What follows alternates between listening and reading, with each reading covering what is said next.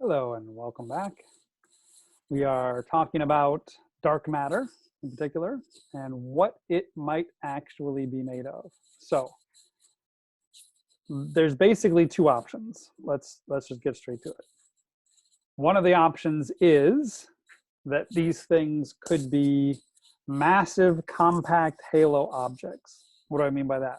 Anything that's massive and compact and exists where in the halo of our galaxy, because that's where this stuff seems to be.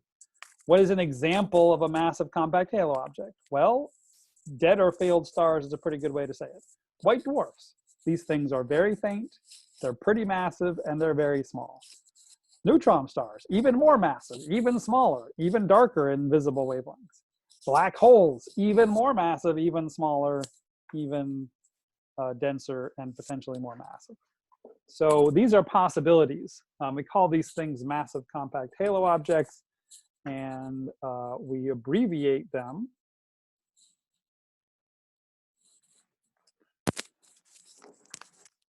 massive compact halo objects, or MACHOs. The massive compact halo object. The other option, go back till we can see it, is that these things are not normal matter. They're extraordinary matter. They are weakly interacting massive particles, things like neutrinos, right? Remember neutrinos? Neutrinos are the things that are made in copious amounts in the center of the sun as nuclear fusion is going on. When we have to balance lepton conservation, doesn't really matter, but they are extremely small and they extremely low mass, but they have some mass. They are made in copious quantities and they interact extraordinarily weakly with matter. And so that's a possibility. What if it's just a bunch of neutrinos? Well, we can count the number of neutrinos and it's not nearly enough to give us dark matter. But what if there is something else out there that behaves a lot like a neutrino and that it doesn't interact with light? It's neutral, it interacts very weakly with matter, but it has some mass. Well, if there were something like that, then it's possible that that could be the answer to the dark matter. So we call these things weakly interacting massive particles, and of course that's a lot to say. So we have a name for it, weakly interacting massive particles. So this is a case where we've got the two options being the MACHOs or the WIMPs. Things like black holes or brown dwarfs or white dwarfs, or things like neutrino-like particles, weakly interacting massive particles. So that's just a funny way to phrase it, but that's basically where we're at. We're having the MACHOs versus the WIMPs. Well, let's see what the observation tells us. We can actually look for these MACHOs. So how do we do it? Well, we can do it by microlensing events. What do I mean by that? Well, if there are a lot of these things wandering around the universe, whatever they are, doesn't matter if they're black holes or neutron stars or white dwarfs, really, they should be passing in front of background stars. And when that happens, we should be able to see, interestingly, not this background star get fainter, but this background star get brighter. Why? Because as the MACHO passes in front of it, we're still getting, this is obviously greatly exaggerating the actual size of the MACHO and underestimating the size of the star and the relative distance between all these things. Most of the starlight still can pass to the Earth unawares, but some of the light that would have missed us now gets bent around this object and we actually receive it. And some of the light that would have gone this way, we actually gets bent around and we see it from that direction too. So while the MACHO is directly lined up with the star, we actually see more light from the star than we would have if the MACHO wasn't there. So all we have to do is look at a patch of the sky and wait for one of these lensing events to happen. And we have done this, and they do happen. It's very interesting. Here is an example of one of these, which isn't very high resolution. I apologize for that. But this is the magnification. And this is not how much bigger it seems, but how much brighter it gets as a function of time. And this is not a small effect. Look at this. This thing gets 3 times brighter over the course of several months. In some summer 2005 event. And so you can see this something passed in front of this thing. This is the OGLE is a survey that looked for these things, and it found many of them. Interestingly, this particular one not only found the star and obviously a compact object that went in front of it, but there was a secondary brightening over here that indicated that this star housed the planet. And so you can actually see the little bump from the planet there as well. So we looked for these things, we found them, and we know that things are out there, but we didn't find anywhere near enough to explain dark matter. So it seems like it can't be machos. If it were, we would see a lot more of these things. And we just don't, by many orders of magnitude, see enough of them to be able to explain the entirety of dark matter by machos alone. And so this is a case where the WIMPs probably beat the machos. It's got to be some kind of weakly interacting massive neutrino-like particle, but the answer is we still don't know for sure what it is.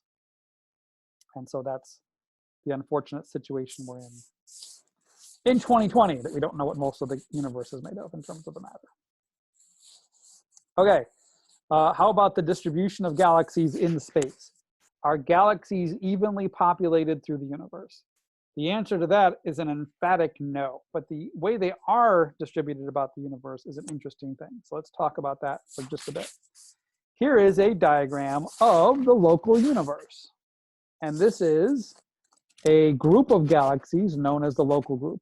We've centered this particular diagram on the Milky Way, and this is a three-dimensional diagram squished into two, but I think this does a good job of sort of showing where all of the galaxies in the local group are relative to one another. We know, we've already talked about the Milky Way, and we talked about the Andromeda. These are the two big players in the Milky Way, in the local group. The Andromeda galaxy is actually 1.5 to 2 times more massive than the Milky Way. So we're sort of the second fiddle to the Andromeda galaxy. But here it is, the Andromeda galaxy. There's actually a third spiral galaxy in our local group called the Triangulum galaxy, because it's in the direction of the galaxy Triangulum, or the constellation Triangulum. But you can see, it looks like it's right next to Andromeda. It's not. It's well below. It's actually over here and well below Andromeda. Actually, so is Andromeda below this plane also, but that's okay. So they are kind of close to each other. There's a lot of other galaxies here. There's actually dozens of galaxies. This isn't even all of them. And this sort of several dozen galaxy group, including the Milky Way and its satellite galaxies, Andromeda and its satellite galaxies, form what we call the local group. I guess there's 54 known members. And so beyond this, there's some emptiness. The closest big cluster, this is not a big cluster of the local group. There is a big cluster, we've already talked about it in the context of Hubble deviations from Hubble flow, is the Virgo cluster. This is a picture of the Virgo cluster. It looks like it's got lots of black holes in it, and it does. So these aren't black holes. These are regions where we have blotted out foreground stars. So really all you're looking at here are galaxies, and almost all of them, at least the big ones, are in the local group, the Virgo cluster of galaxies. You can see this is a much more massive group of galaxies. You've got some elliptical galaxies, some very large elliptical galaxies. You've got lots of spiral galaxies. This is a much more massive cluster than ours is, 1,500 known galaxies in this particular group. There's another nearby cluster of galaxies called the Coma cluster. Again, this is a foreground star, don't be distracted by that.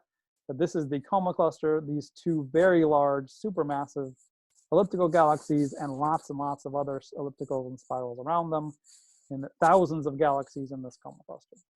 So that's cool. We know that galaxies, there are regions where there are large concentrations of galaxies and other regions where there are not large concentrations of galaxies. If you go even further, the structure of the universe is patchy. And it's kind of like, I liken this to a sponge, right? It's got lots of filaments, and it's got lots of voids, pockets of hardly anything in between those filaments. On the largest of scales, right? This is a supercluster of galaxies, streaming clusters of, streaming tails of other, like a local group would just be a blip on this thing. That's like a local group maybe. One of these is a very, very large cluster of galaxies. This might be like a Virgo cluster or something. But on the biggest scales, the universe, these galaxies are not distributed evenly through the universe. there are these big pockets of space where there don't seem to be any galaxies at all, and there are other regions where there are very large concentrations of galaxies here. And these voids and filaments structures is the way. And this isn't that it peters out as you get out, it's just our ability to detect these galaxies gets worse as we move out. We expect this structure to extend all the way to the entire universe, really. I'm not gonna go too much into this. I'm not gonna play this video, but I will post a video. In fact, I'm not even gonna be that one. I will post a video in the on the page where these videos are posted that shows an animation done in a supercomputer of what the universe probably does look like and how it evolved. Because it's very useful to be able to see not only a three-dimensional sense where you can zoom around, but also a time, how this varies over time. And you can see in that video how this structure actually happens. Okay, I'll come back on the next video and move on to chapter 29, where we actually get down to brass tacks. What is the Big Bang? What were conditions like? How can we know what it was like? What happened? What can we know about it? So next video will be on the Big Bang itself. Don't miss it. It's going to be great.